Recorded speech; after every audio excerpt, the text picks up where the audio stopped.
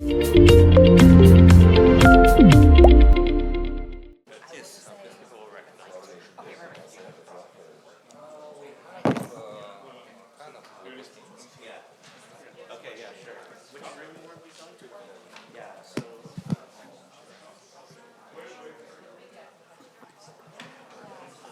right, next coming up, we have the decentralized AI. And I will hand the mic to Casey and for the introductions. Amazing. Is this on? Can everybody hear? Awesome. Okay, so this is super fun to be here because a long time ago, I actually came to this school and I dropped out to join a firm called Paradigm. And it's amazing to be back on campus because I haven't been here since I dropped out.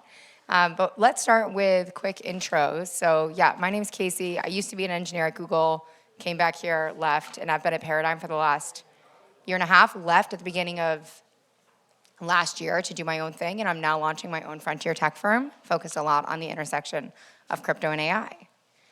I'll hand it to you. All right, nice to be back on campus as well. I used to do some research in finance quite a while back, studying things like weather arbitrage and life insurance arbitrage, really fun topics. But anyways, I'm the co-founder and CEO of Zero Gravity, or Zero G for short.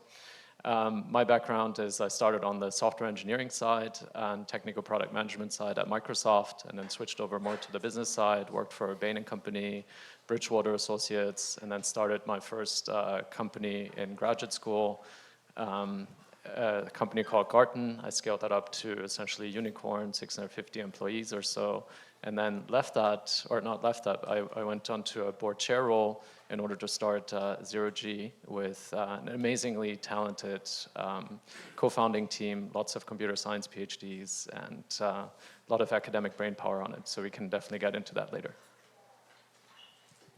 Hey, I'm Himanshu. I'm one of the co-founders of a project called Sentient, where we are building a decentralized AI platform. I'm an academic. I'm a professor at a university called Indian Institute of Science in Bangalore. I work in blockchains AI. Before Sentient, I did another blockchain startup called Witness Chain, which is a deep-in startup. So my goal in life is to get use cases to blockchains which are outside DeFi. And what deep-in and AI are those kind of use cases. That's like the mission for the next 10 years for me. Like academics thinks in 10-year missions. So this is the next 10 years. Yeah, good to be here. Hi everyone, my name is Liu Yang, so I'm from Singapore. I'm a professor in Nanyang Technological University, so I'm leading mostly the cybersecurity research in the university and with some very smart PhD students and postdocs. In the last couple of years, I've been working on the different kind of security topics, and we have spin off using the traditional kind of Web 2 security technology. But 2012, we start to look into Web 3 security because there are so many kind of hacking and demand in the security aspects in the Web 3 ecosystem. And along the way, we are finding the AI has tremendous kind of capabilities to improve the security. Particularly, you can like simulate how the hackers is really thinking and turn their knowledge into kind of automatic algorithm to find zero-day vulnerabilities, which is something we feel very, very cool. So that is why recently we start another kind of token project called Agent Layer. The whole idea is that how can we turn all this kind of domain knowledge, the powerful kind of thinking behind the hackers, behind the expertise, behind the engineers, and turn them into kind of efficient agent and bring the nice economic models to the agents so that you can really benefit and making money from your kind of digital twin. So this is kind of the whole idea of the agent layer. But the key thing we really want to address technically for me is, I think, how to really have a very efficient way so that you can really build efficient AI agents with minimal effort, and also how to have the next generation of the agent computation architecture, which can potentially change how the machine and human interaction. I think this is a kind of the future of the computing, which I feel is really, really exciting. And I hope the agent layer can be some kind of nice infrastructure to move toward this direction. Yeah, thank you. My name is Shayan. I'm a partner on the investment team at Multicoin. Multicoin's an investment firm with a mandate to invest in crypto. We run a hedge fund and a series of venture funds, invest at all stages, but I spend most of my time at the earliest stages. I spend a lot of my time with other members of the team on different layers of the AI stack as it pertains to crypto. So we've invested in things that are close to compute, models, data. Generally excited to work with awesome founders and builders such as the folks we have on this panel to learn about how crypto primitives can help build a more sustainable AI future. Awesome. Okay, so let's start with the question of why decentralized AI in the first place, except the only caveat is no repeat answers, and I will call you out if I feel it is too repetitive. So let's actually start at the end. We can come this way. Yeah. Well, I mean, I think I can cover some of the table stakes here around having massive monopolies own all of our data, sort of the general centralizing forces. People think of crypto as a antidote to the core centralizing forces that exist in, generally how data is produced, how the laws of kind of compute scale towards, single points, running training and inference on models. Obviously, everyone's heard of, major hyperscalers and major compute providers and major foundation companies owning and processing all of the data that touches most of the consumer AI systems that we deal with today. Knowing that there are central entities that have access to and control more and more interactions and kind of govern and control more and more mission critical systems over the course of the next decade or so is a genuinely scary future. And so I think we need to think about ways to decentralize points of control and single points of failure at every layer of that stack. So whether that looks like making sure that compute doesn't sit in the hands of a single set of actors who can provision and decide who has access to what forms of compute is obviously important to make sure that we have diverse forms of AI systems that are operating in the space. At the model and data layer, making sure that the people who generate the data and own the data have some line of sight into what gets produced from that and the potential revenues or the treatment of the data that they have a right or a claim over, as opposed to sort of just being left in the paradigm of the last 20 years in Web 2 where there's sort of a pretty massive layer and platforms that come in and extracted most of that value. So, I think we can, I'm sure everyone else on this panel will have kind of more kind of niche specific answers there, but I think the broader principle of taking power from the hands of one and putting them in the hands of many applies to most systems, but most specifically in AI where there are just like such strong returns to scale for single parties and single actors. And so it just makes sense to try and build the right systems to incentivize that. Since my background is on the cybersecurity side, maybe I give something slightly different kind of opinion. So last year when we started this agent layer project, I think we got very excited because we think it is a nice time you could kind of potentially build a lot of efficient agents, for example, for the security purpose. And I think 2 months later when I met some of our investors and shareholders, they gave me a very kind of encouraging kind of answer. They said, okay, all this AI plus crypto is kind of scam because it is very difficult to really achieve it. I got a little bit disappointed, but very soon there's a very interesting event. Singapore is pushing forward this AI 2.0 kind of national scheme. They face there's a really serious kind of challenge when they construct kind of a multi-language large language model to cover most of the language in the Southeast Asia. And the key thing is the things they worry called alignment, because the things is that when you have different language, different culture, and different kind of the religions, how you have the kind of proper synchronizations about these different concepts within different kind of nations. So the government called off all the professors and the AI expert from Singapore and industry and universities, and we have a really big round table discussion. In the end, people find that this is probably a very difficult thing to do because when you ask one question, I think you may have a completely different answers from different kind of culture and background. So in the way that if you want to build a kind of centralized model with all the kind of proper alignment you want to achieve, the security you want to address, that may not give you the desired result because the answer could be different dramatically for different kind of religion and culture and nationalities. So in this regard, if you really want to build this proper alignment, you need to really have the consideration of different cultural information, and that could be something you could do this. Probably best way is to do a kind of different kind of small model to do the kind of monitoring of the model alignment, model security, so that give you the kind of proper protection and maybe the diverse answers for different questions. So in this way, I don't think any one big company with, even you have all the resource and data, you may not able to do all of these things in one go, right? You need to have a kind of community and even the proper governance to understand what is the real situation in the world and build a kind of decentralized system to monitor and give the right answer. So with this, I think this is actually very important things we want to build within the agent layer so that you can have this kind of the alignment, the governance, and the security in this kind of decentralized manner so that the whole ecosystem can help you to build kind of proper kind of AI system. Yeah. So that is kind of my view. Thanks. Yeah, so firstly, this decentralized AI is a brand name because decentralization means many things in this context. It's not just decentralization. That's my feeling. It also includes openness, trust-free. Decentralized is used in crypto very broadly, actually, and over the years, we have sort of divided into several parts. But let's just, so because I need to give a different answer, so let me see what has Correct. already been said. So I think we already covered one very important part, which is control.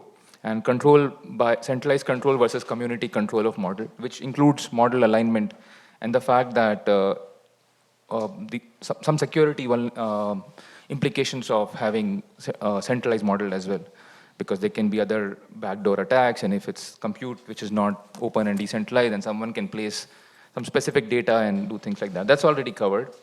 So my goal in decentralized AI, actually Sentient's goal is very simple. I was teaching courses on RL before the whole ChatGPT thing happened, and I was not actually at all guessing that LLM will be the first thing that will take up commercially. It was exciting, but it was okay like other things as well. So I was a little bit taken aback, surprised.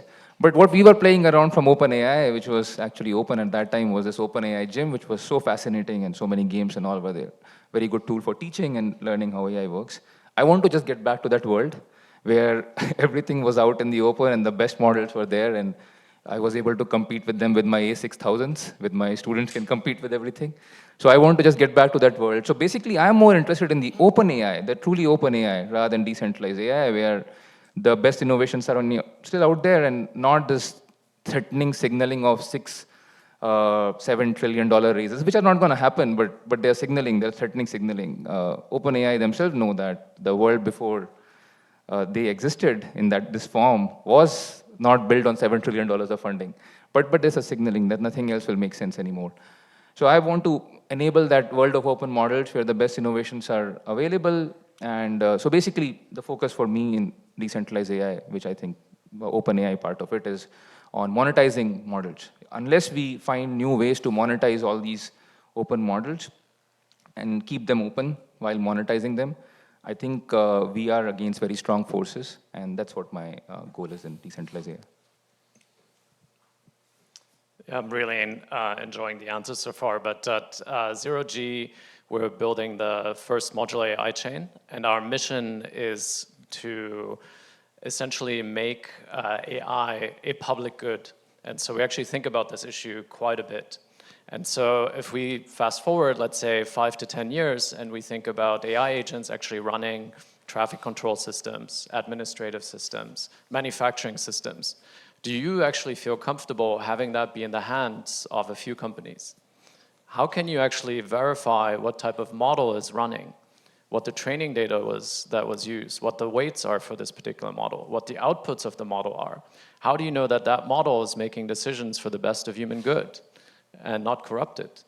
So from my perspective, decentralized AI is ultra important for human benefit and for human good, because we want to put AI agents into an environment where they can't cheat.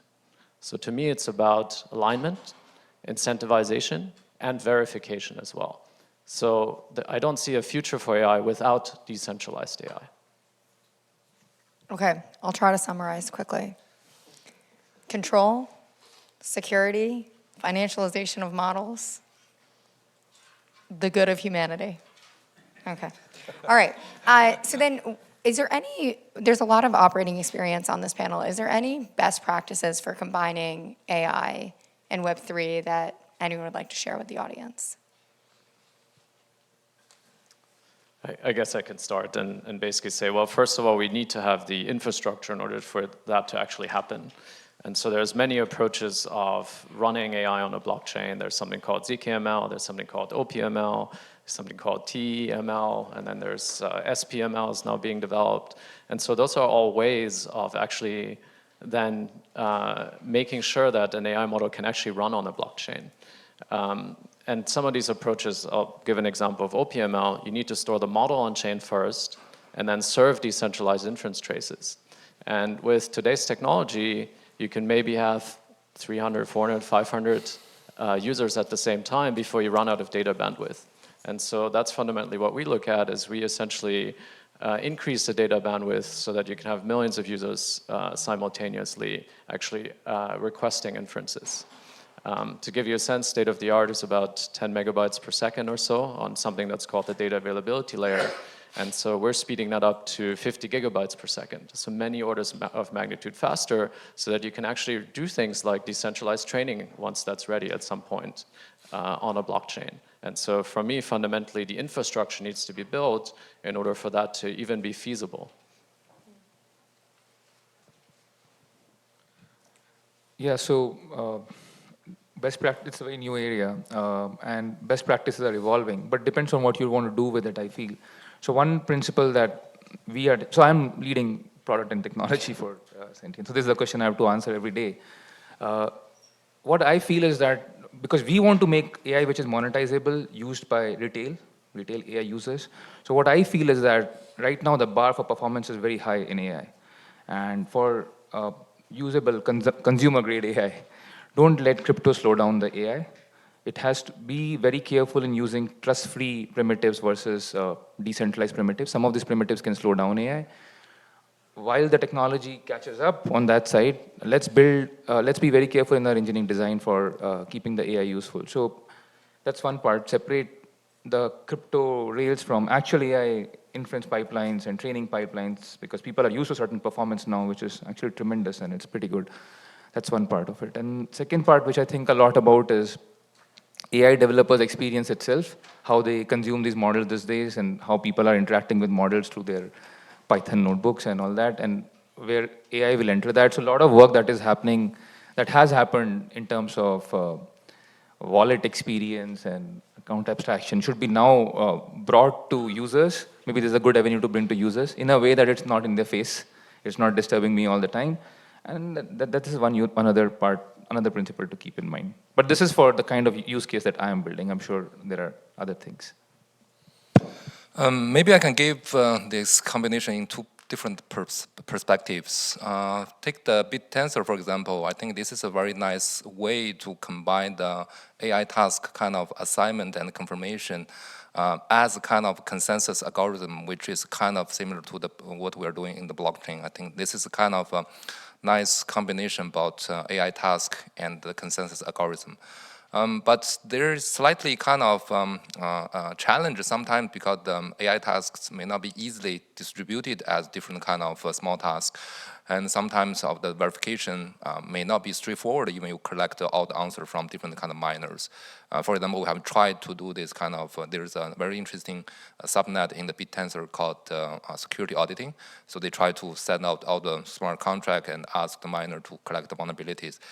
But the verification mechanism is actually quite tricky because it is very hard to get a kind of a complete ground truth. Right? So this is one example, but I think this is a kind of ideas. Within agent layer, what we are really thinking is the nice kind of click between the AI and blockchain is at first. you need to have a kind of proper kind of abstraction of AI concepts and activities so that you can have this kind of the transparency as Michael just mentioned. I think so that's why we're trying to build this kind of abstraction of AI in terms of computation, in terms of models, in terms of kind of the data, in terms of AI capabilities. So this is one thing.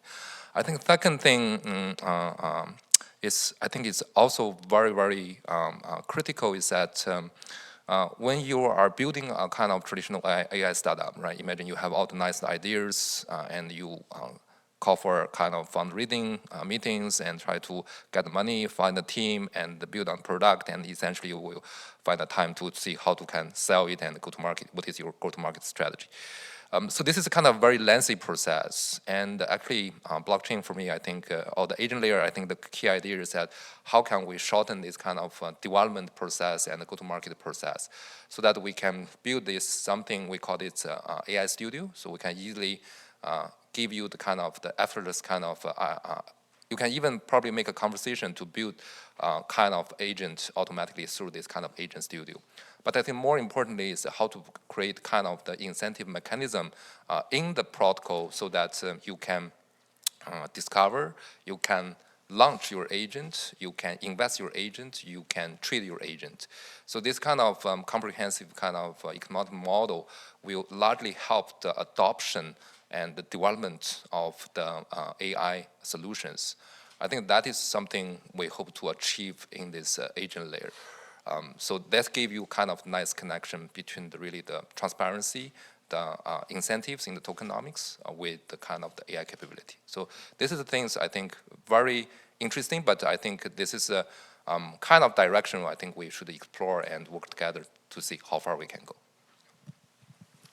Yeah, I know I'm the investor on a panel of founders here, so I'll keep this quick. But in a previous life, I used to run a product team for a company called Bodewell that used to compete with Open Doors. We used to buy and sell residential real estate at really high frequencies.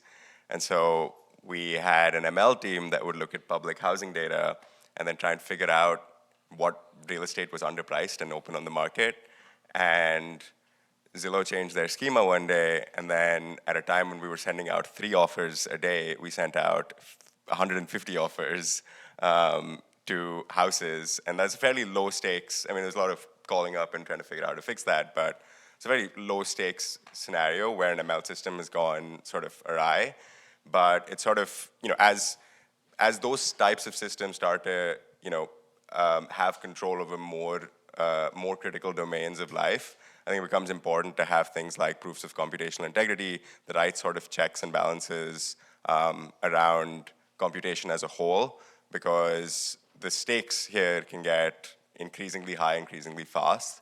And so I think certain crypto primitives that give you the sort of guarantees that you want around a piece of computation happening correctly, or sort of benchmarks around when things are going correctly or not, are important as we kind of scale these systems, and having not a single root of trust making all of those decisions, as opposed to one that involves a council or a committee or sort of a more functional form of governance around that is obviously going to be important.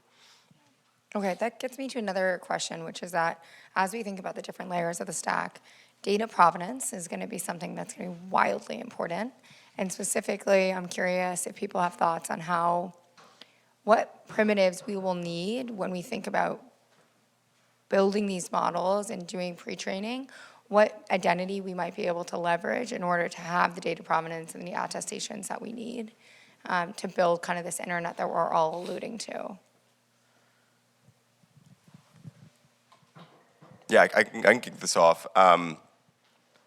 So I mean, I think one of the more compelling visions of the intersection of crypto and AI is finding a way to be able to prove that a specific piece of data that went into training a model or fine-tuning a model is owned by an individual, and then the value that is emergent from that training process or that fine-tuning process can be redistributed back to them. So this is the standard kind of data ownership provenance attestation piece that is sort of like the holy grail for training systems and thinking about kind of crypto rails as a way to transfer value that is latent and not being distributed to the right actors.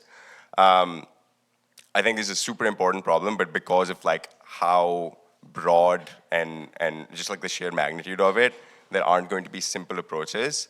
I think we've just started to see one experiment along this domain.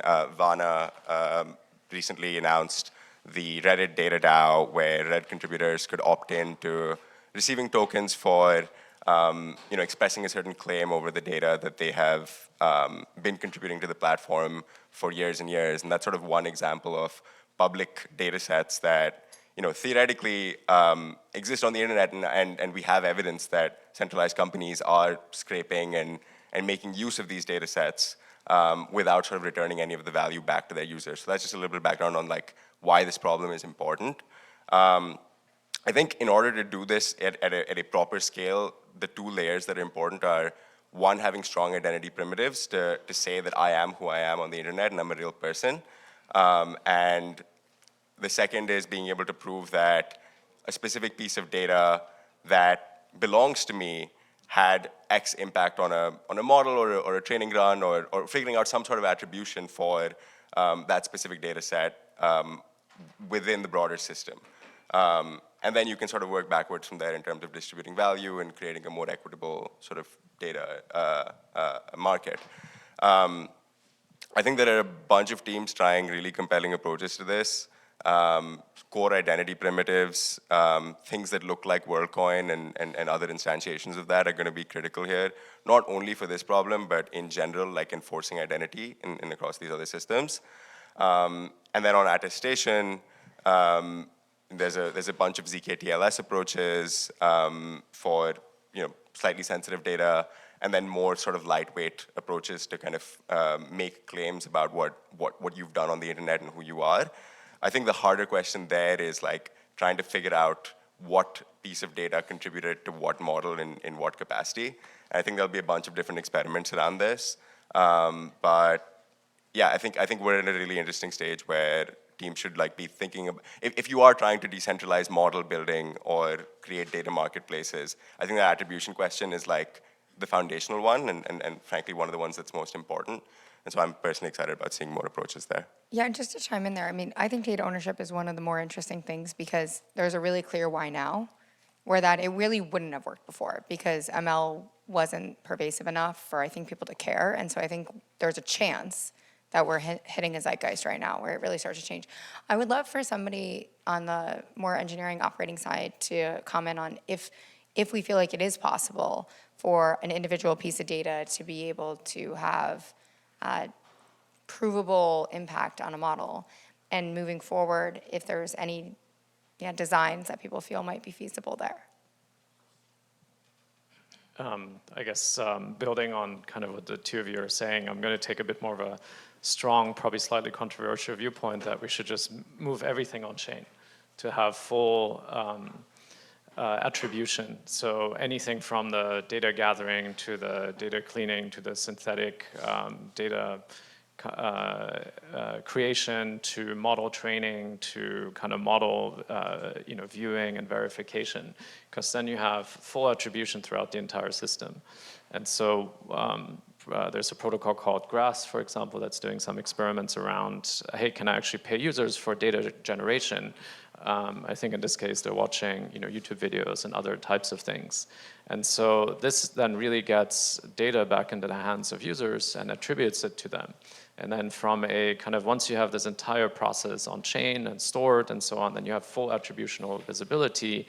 And then similarly from a model, which basically then just does training runs, and depending on what model you use, of course, there should be ways of attributing then which piece of data led to kind of which type of insight as well.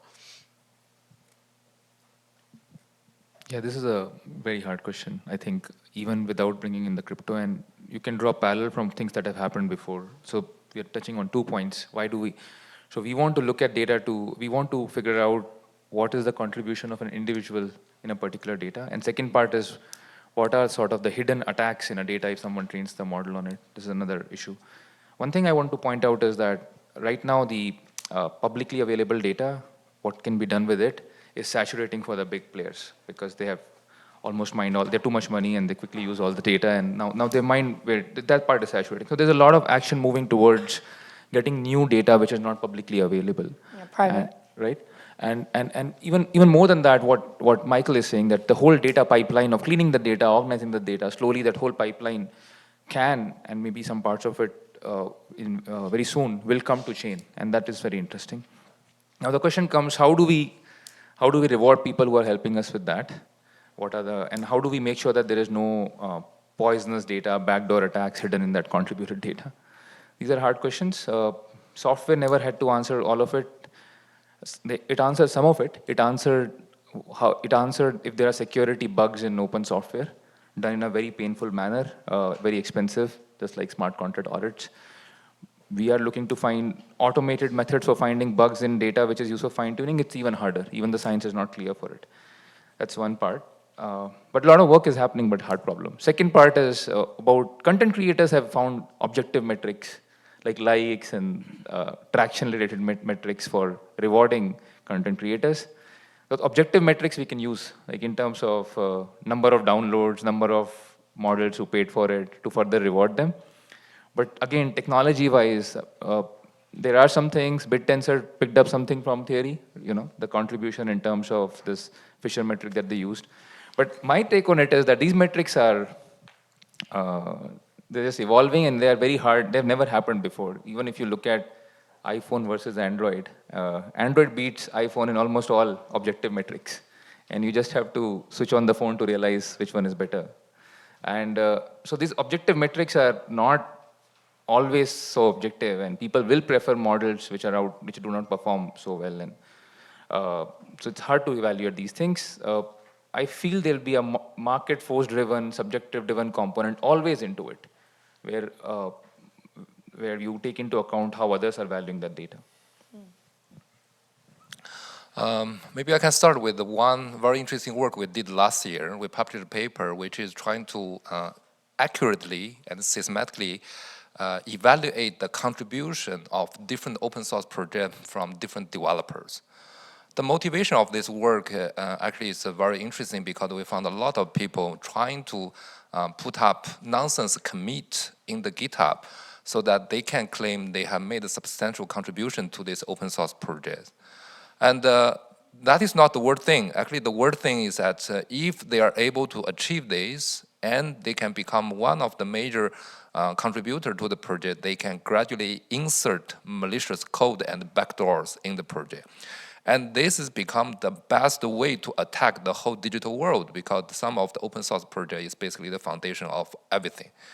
So this is interesting things happened in the traditional software. So we are now asking the same question, whether the people are also start doing these things in Hugging Face. I think this will be very soon the case because the AI's adoption and the wide use case, which can attract more kind of malicious people to do that. But when you start looking to the similar kind of question, how can we evaluate the contribution of different people in the same model in the kind of a data perspective, that turned out to be a much difficult question. Because when you calculate the contribution in the source code, you can easily use the traditional kind of program analysis method to understand the control flow graph, data flow graph. You can even measure the semantic difference between two versions. But how to do that in large language model? And even when you have different kind of data, you do the pre-train or the fine-train into some model. What is the effectiveness of this data on the model? It could be a positive impact, but sometimes you can also reduce the accuracy because you are contributing the contradicting data in the model. When we are doing some kind of relevant research, we want to improve the accuracy of the kind of large language model by incorporate very useful domain knowledge from security expert. We found that the idea is very nice, but what exactly the right labeled domain data from security expert, it is hard to see. So you really need to put a lot of manual effort to understand the domain, understand the quality of the data in order to have a high quality fine-tuned model out of it. So this brings all this kind of the challenge because the large language model is a black box to understand clearly the impact in terms of data, different kind of data into the data integral model perspective and understand the ownership. I think this is a very interesting research problem, and that is actually one of a major debate when we design the agent layer. We want to really craft kind of nice abstraction between the AI, different aspects of the AI, so that you can really measure and tracking all this kind of change and to give so-called kind of the transparency. We found this is a kind of really the hard problem. I think still requires a lot of research, but I think the overall idea or direction we need to do is that we need to find a way to find the right level of abstraction as well as the right metrics so that you can understand what is happening each time when you adding a certain kind of data into it, and also include the security aspect. So, and also later when you use the agent or use the model, you should check all the kind of usage through different kind of APIs. So this kind of metrics, kind of data and usage tracking should be the kind of the approach overall. But what exactly the right way, I think still requires some kind of research. But I think this is a very, very important thing. If we don't have this, I think the transparency and provenance of AI still are kind of on question. Okay, great answers. So I think we're just coming up on time. Let's do one more question, rapid fire, 30-second answers max. The question is, what does the world look like 2040 if crypto and AI truly do merge? All right, 30 seconds. Well, I'll go back to our mission statement, which is to make AI a public good. And we basically have AI agents putting us out of work so that we can do things that we truly want to do. And so that's the world that I foresee, where we have total human prosperity and we can decide what we want to do with our time. If we want to go to the Himalayas and meditate in a cave and be totally taken care of by agents, fine, let's do that. If we want to explore the arts, let's do that. I foresee a world like that if decentralized AI becomes a true reality.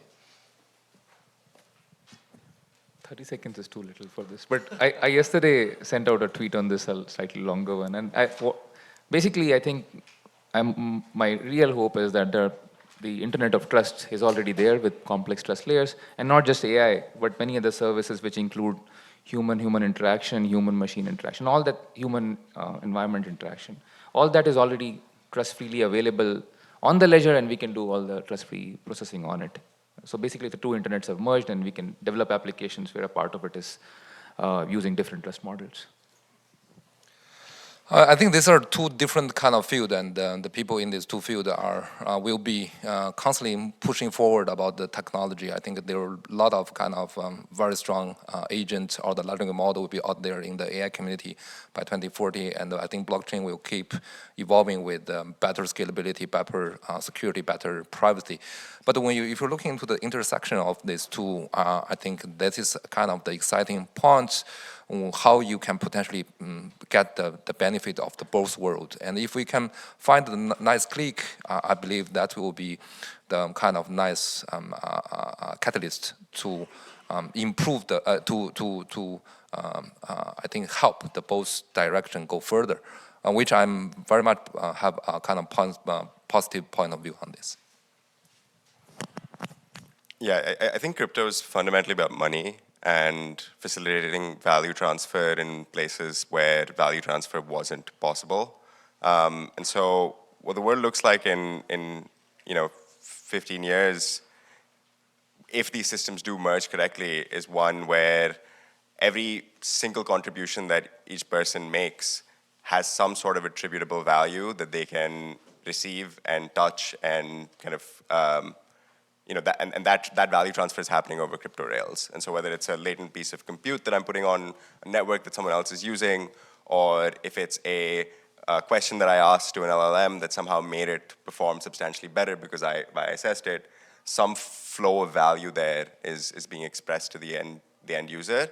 And I'm excited about sort of new approaches that get us to that world. Beautiful. Okay, let's wrap there. I don't know if we have time for one question in the audience. If there's really one quick one, we probably can do it, and then we'll have to hop. Sure. What is your opinion on DPs? Sorry, I didn't hear. What's your opinion on view on DPs? DPIN, yeah. So yeah, it's essentially decentralized physical infrastructure. And before it was just known as IoT essentially, but then we gave it a cool crypto name. And so now it's called DPIN. But basically, it's just a way of gathering data from individual devices that are somewhere in the physical world spread out through some type of network. And very much important because we want to coordinate all of those networks. We want to coordinate the data that's coming from those networks. And so how do we do that effectively in a blockchain type of environment? So you need the type of infrastructure that we're, for example, building, where you have a very large data throughput so that if you have millions, maybe even billions of streams coming from these devices, that you can effectively capture it, transfer it into some structured data if you need, and then utilize that data for whatever purpose. So maybe you're monitoring temperature for food transportation or something like that. And so at any point in that chain, you definitely need to make sure that you're getting the right data so that if the temperature, for example, rises and you have spoilage concerns, that you can right away have some type of action. And so DePIN networks super, super important, I think, for the future of technology, and blockchain is ideally suited for having DePIN networks. Okay, that's it. Thank you so much, everyone. Thank you, everyone. Thank you, all the panelists.